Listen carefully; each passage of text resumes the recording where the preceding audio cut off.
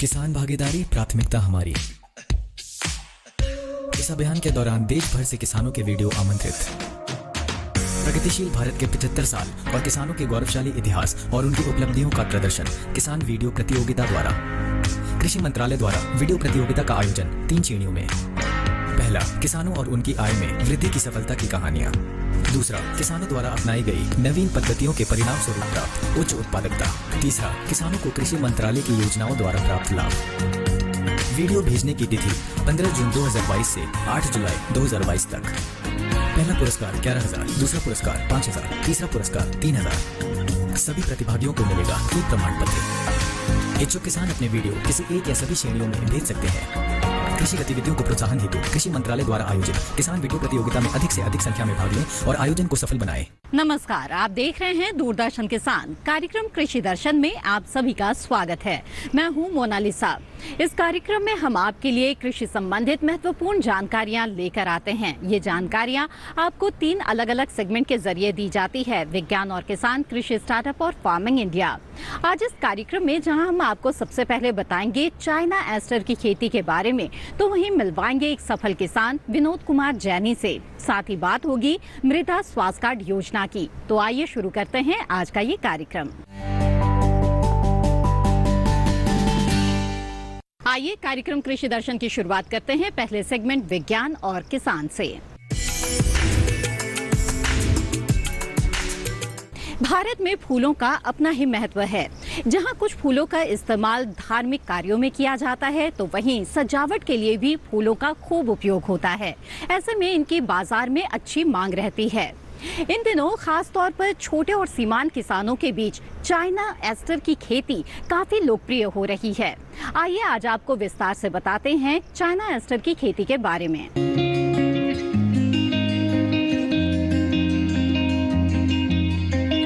China ester कई रंगों में पाया जाता है। इनमें से गुलाबी, सफेद और बैंगनी ज्यादा लोकप्रिय है। नाम से ही पता चल रहा है कि इसकी उत्पत्ति चीन में हुई थी। एस्टेरेसी परिवार का ये पौधा लूज फ्लावर, कट फ्लावर, सजावट, गुलदस्ते और हार वगैरह बनाने में इस्तेमाल होता है। इसकी व्यावसायिक खेती मुख्य रूप से कर्नाटक, महाराष्ट्र, तमिलनाडु, आंध्र प्रदेश और पश्चिम बंगाल में की जाती है।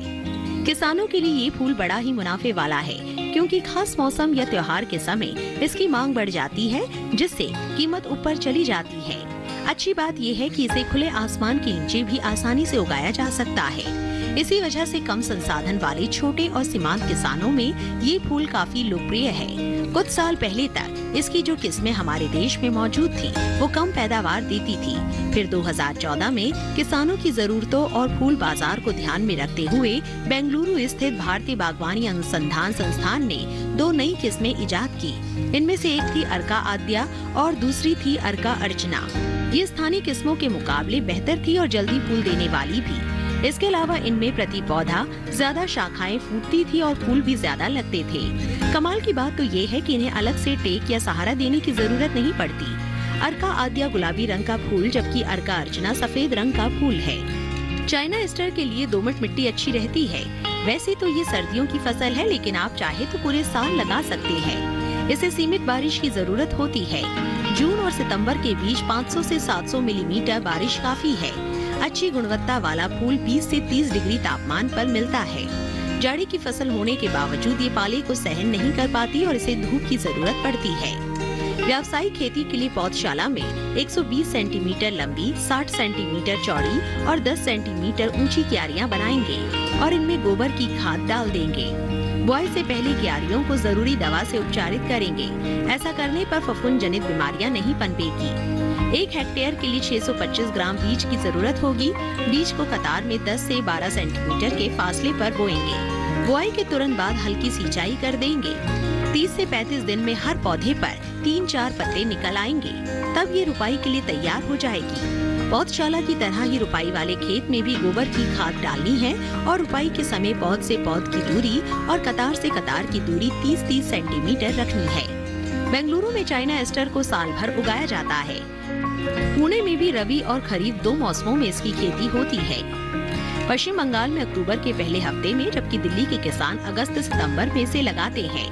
1 हेक्टेयर के लिए 90 ग्राम नाइट्रोजन, 60 किलो फास्फोरस और 60 किलो पोटाश की जरूरत होगी।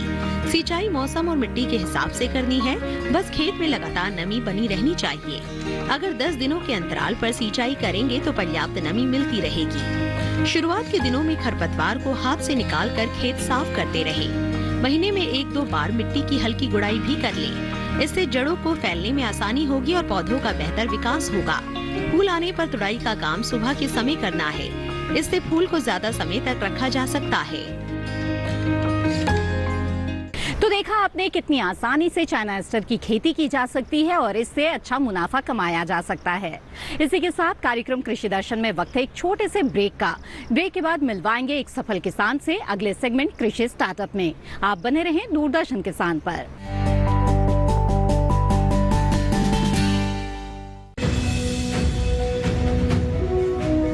भारत सरकार का हर प्रयास किसानों को दे रहा है एक नई आस। देश के किसानों की खुशहाली और उन्हें आत्मनिर्भर बनाने के लिए भारत सरकार समर्पित है। प्रधानमंत्री श्री नरेंद्र मोदी जी के नेतृत्व में कृषि क्षेत्र में किए गए निरंतर प्रयासों के फलस्वरूप देश खाद्यान्न व बागवानी के क्षेत्र में आत्मनिर्भर हो चुका है और देश में दलहन का उत्पादन भी बढ़ा है। इसी तरह भारत सरकार ने खाद्य तेलों के उत्पादन को बढ़ाने के भी अनेक प्रयास किए हैं।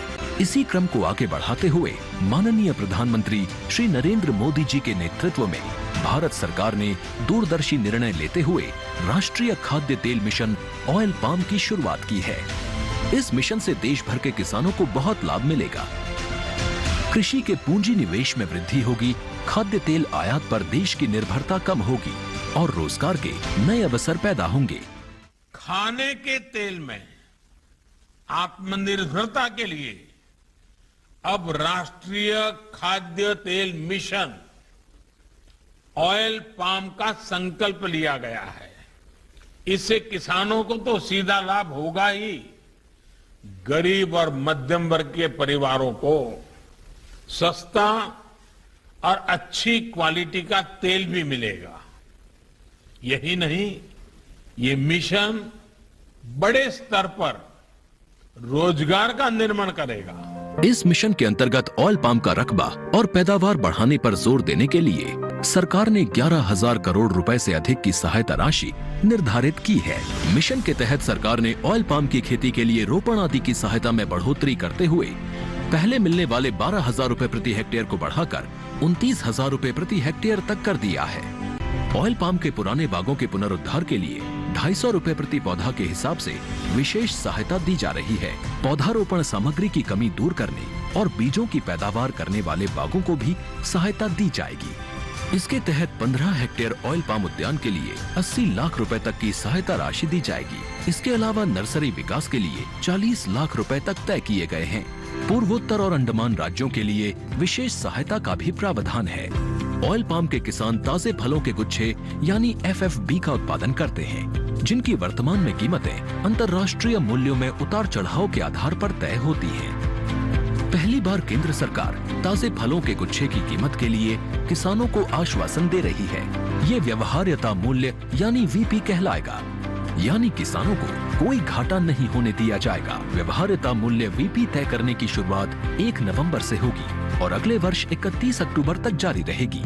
इसे ऑयल पाम वर्ष कहा जाएगा। इस योजना के तहत वर्ष 2025-26 तक ऑयल पाम का रकबा 6.5 लाख हेक्टेयर सृजित करने और कच्चे ऑयल पाम की पैदावार वर्ष 2025-26 तक 11.20 लाख टन पहुंचाने का लक्ष्य निर्धारित किया गया है। सरकार के इस महत्वपूर्ण निर्णय से देश में ऑयल पाम की खेती करने वाले किसानों में विश्वास पैदा होगा और वे खेती का रकबा बढ़ाएंगे।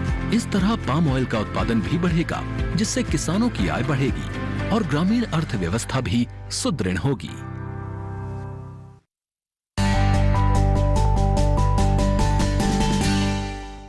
ब्रेक के बाद आप सभी का फिर से स्वागत है। आप देख रहे हैं कार्यक्रम कृषि दर्शन। आइए आगे बढ़ते हैं और देखते हैं अगला सेगमेंट कृषि स्टार्टअप। रासायनिक खेती से हो रहे नुकसान को देखते हुए अब कई प्रगतिशील किसान प्राकृतिक खेती को अपनाने लगे हैं, जिनमें से एक है विनोद कुमार जैनी। इन्होंने प्राकृतिक खेती को कैसे अपनाया और किस तरह से वो दूसरे किसानों के लिए आज एक प्रेरणा स्रोत बन गए हैं, आइए आपको दिखाते हैं।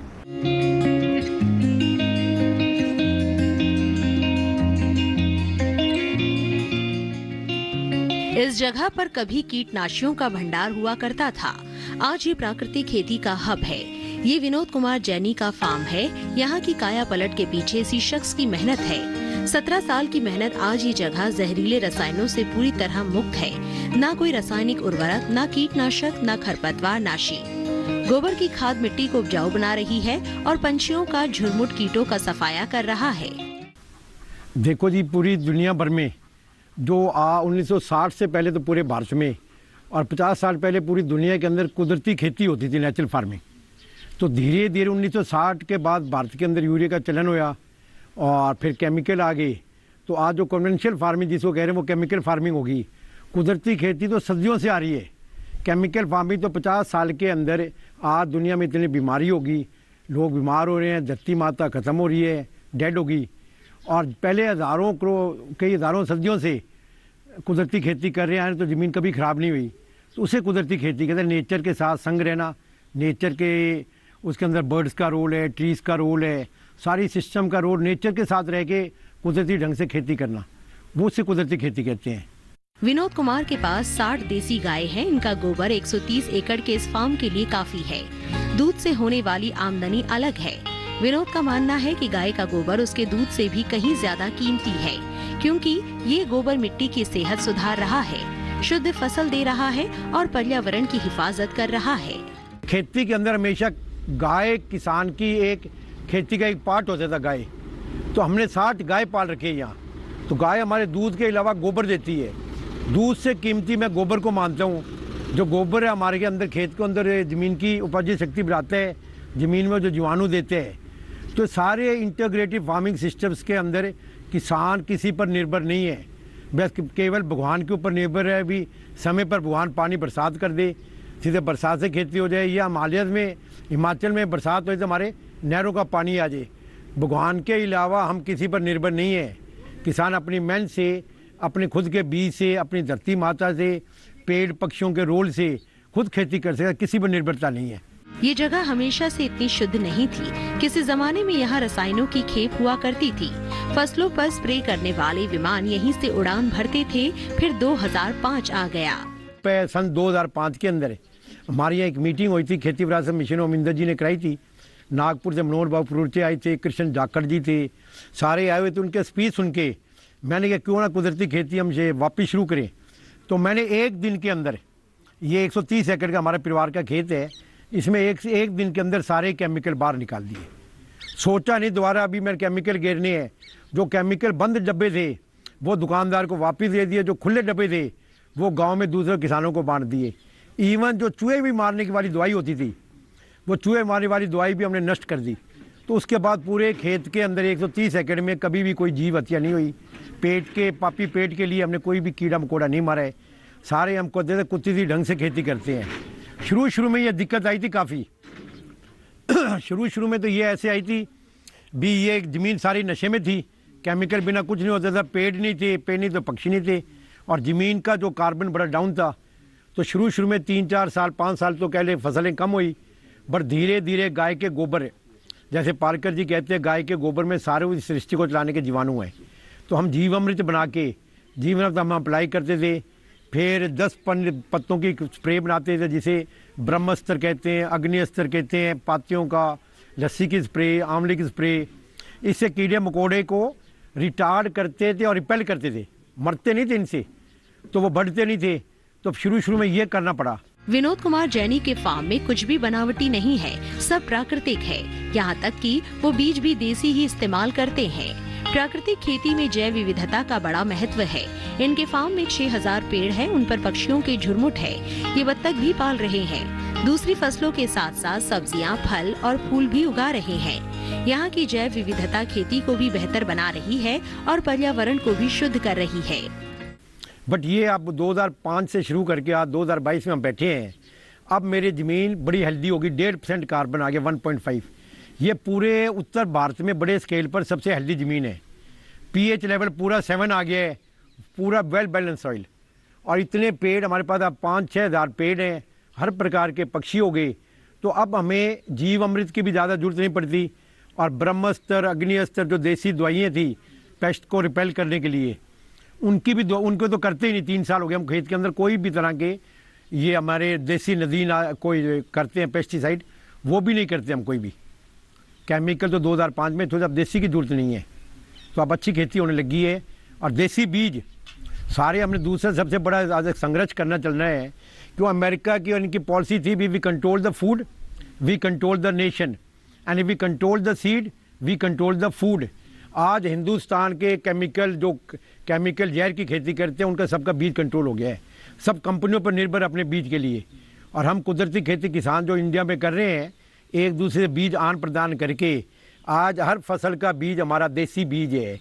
बंसी कनक होगी, 1482 होगी, चावल काटा कनक होगी, नवरंग चावल है, लाल चावल है, देसी सरसों, गन्ना, सब्जी सारे देसी, तोरू, हर एक चीज़ के तकरीबन देसी बीज ही बीजते हैं हमें। और हमारा खुद का बीज है। कल को कोई बीज ना हो तो बाजार पर निर्भर बीज के लिए भी नहीं है। ये मैं नहीं, पूरे हिंदुस्तान में जो कुदरती खेती किसान कर रहे हैं वो इस पॉलिसी पर चले, अपना बीज हमने बचाना है। विनोद कुमार जैनी का परिवार बहुत प्रतिष्ठित है। इसके बावजूद घर के सभी सदस्य खेती में लगे हैं। इस फार्म में आज भी मिट्टी के चूल्हे पर खाना बनता है। आग उपलों से जलाई जाती है। बर्तन या तो तांबे के हैं या फिर मिट्टी के। यही वजह है कि फाजिल्का के इस अद्भुत फार्म को देखने के लिए दूर दूर से लोग आते हैं। कार्यक्रम कृषि दर्शन में वक्त हो गया है एक और छोटे से ब्रेक का। ब्रेक के बाद देखेंगे अगला सेगमेंट फार्मिंग इंडिया। आप बने रहें दूरदर्शन किसान पर।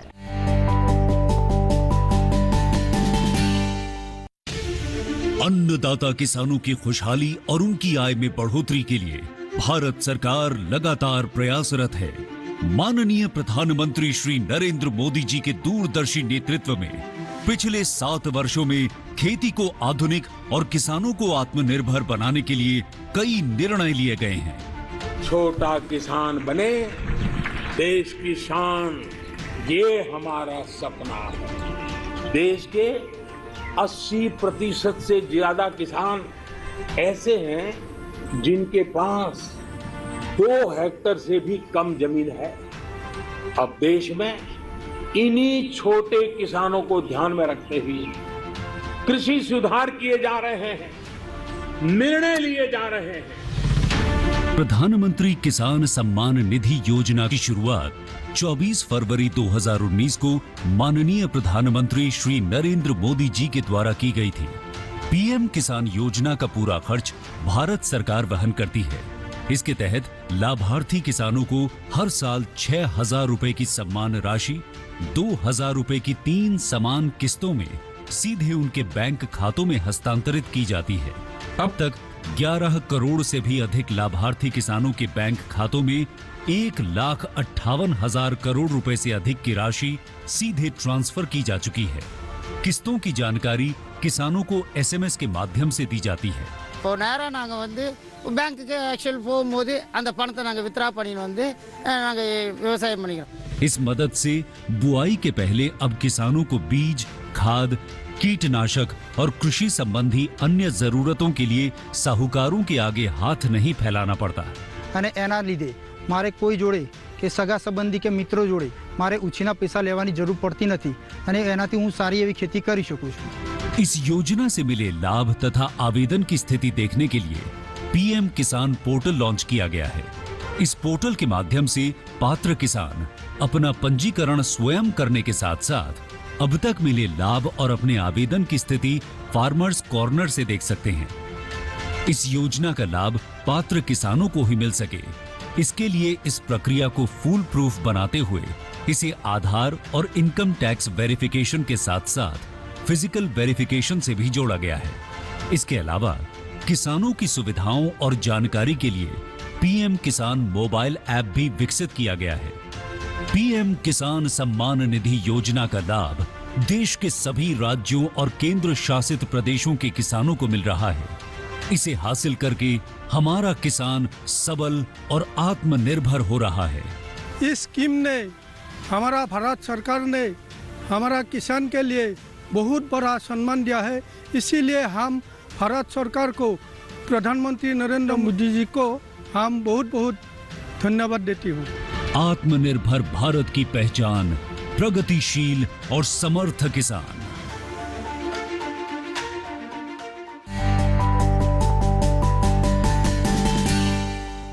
ब्रेक के बाद आप सभी का फिर से स्वागत है। आप देख रहे हैं कार्यक्रम कृषि दर्शन। आइए देखते हैं अगला सेगमेंट, फार्मिंग इंडिया। खेती के दौरान अच्छी उपज हासिल करने के लिए अक्सर किसान अंधाधुंध रसायनों का इस्तेमाल करते हैं, जिससे कई तरह के नुकसान सामने आने लगे हैं। जहां फसल की गुणवत्ता प्रभावित होती है तो वहीं पर्यावरण को भी नुकसान पहुंचता है। ऐसे में किसानों के लिए ये बेहद जरूरी है कि वो मिट्टी की सेहत को बचाए रखें, तभी उनको आने वाले दिनों में अच्छी फसल मिल पाएगी। मिट्टी की सेहत को जानने का सबसे अच्छा उपाय है मृदा स्वास्थ्य कार्ड। किस तरह से आप मृदा स्वास्थ्य कार्ड योजना का लाभ ले सकते हैं, आइए जानते हैं इस रिपोर्ट के जरिए।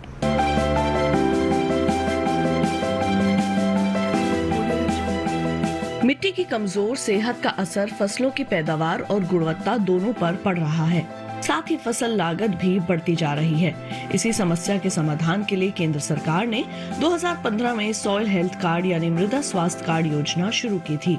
ये वही साल था जिसे अंतर्राष्ट्रीय मृदा वर्ष के रूप में मनाया गया। एक ऐसी योजना जो खेत की मिट्टी में कमजोरियों का भी पता लगाती है और बताती है कि मिट्टी में कौन से पोषक तत्व की कमी हो रही है। ज्यादा फसलें, उर्वरकों और कीटनाशकों का अंधाधुंध और असंतुलित इस्तेमाल मिट्टी की उपजाऊ शक्ति को लगातार कमजोर कर रहा है। जानकारी की कमी से किसान खेतों में रासायनिक उर्वरकों का इस्तेमाल कर रहे हैं, भले ही उस उर्वरक की जरूरत हो या न हो। किस खेत की मिट्टी को कौन सा तत्व चाहिए और कौन सा नहीं, ये सब जानने के लिए उसकी जांच जरूरी है। मृदा स्वास्थ्य कार्ड यही काम करता है। ये योजना पूरे देश में लागू है और मिट्टी की जांच के लिए देश भर में ही मिट्टी जांच की प्रयोगशालाएं स्थापित की गई हैं। जांच के बाद मिट्टी के गुण दोष की सूची तैयार होती है और फिर किसान को ये बताया जाता है कि उन्हें खेत में कौन सा पोषक तत्व कितनी मात्रा में डालना चाहिए। परीक्षण से ये भी पता चल जाता है कि किसान को कौन सी फसल बोनी चाहिए। अगर किसान कोई और फसल बोना चाहे तो अधिकारी फिर उस फसल के हिसाब से पोषण का सुझाव देंगे। ये योजना सभी 14 करोड़ किसानों के लिए बिल्कुल मुफ्त है। फरवरी तक के आंकड़े से पता चलता है कि 2019-20 के दौरान मध्य प्रदेश, छत्तीसगढ़, गुजरात, महाराष्ट्र, पंजाब, राजस्थान, हिमाचल प्रदेश और झारखंड के अलावा कई और राज्यों में 100 के 100% किसानों को ये योजना के तहत कवर कर लिया गया है। केरल में 90 से 95%, जबकि उत्तर प्रदेश और हरियाणा में 85 से 90% किसान इस योजना का हिस्सा हैं। अध्ययनों से पता चला है कि इस कार्ड की सलाह पर की गई खेत से लागत में 8 से 10% की बचत हुई है। इस कार्ड का एक पोर्टल बना हुआ है, किसान वहां से भी अपना कार्ड प्रिंट करवा सकते हैं। इस पोर्टल पर 21 भाषाओं में खेती के बारे में बहुत सी जानकारियां उपलब्ध हैं। किसानों के लाभ के लिए प्रशिक्षण, प्रदर्शनी और किसान मेलों का भी आयोजन किया जाता है। 2019-20 के दौरान आदर्श ग्राम विकास के नाम से एक परियोजना शुरू की गई है, जिसके तहत खेतों से मिट्टी के नमूने उठाए गए। परियोजना के तहत हर ब्लॉक से एक गांव लिया जाता है और वहां मिट्टी के नमूने जमा करके उनकी जांच होती है। इस तरह हर गांव में 1 हेक्टेयर रकबे की जमीन से नमूने लिए जाते हैं। कार्यक्रम कृषि दर्शन में आज जो जानकारियां दी गई है, हमें उम्मीद है कि वो आपको जरूर पसंद आई होगी। अगर आप कार्यक्रम कृषि दर्शन को दूरदर्शन किसान के YouTube चैनल पर देखना चाहते हैं तो टीवी स्क्रीन पर दिखाए जा रहे इस QR कोड को स्कैन कर सकते हैं। कार्यक्रम से संबंधित अपने सुझाव आप हमें भेज सकते हैं। हमारा ईमेल आईडी है krishidarshandddk@gmail.com। आप हमें पत्र भी लिख सकते हैं। हमारा पता है कृषि दर्शन, कमरा number 59A, CPC, Doordarshan, Khelgaon, नई दिल्ली 110049। इसी के साथ कृषि दर्शन की आज की कड़ी में बस इतना ही। हमें दीजिए इजाजत। आप बने रहें दूरदर्शन किसान पर। नमस्कार।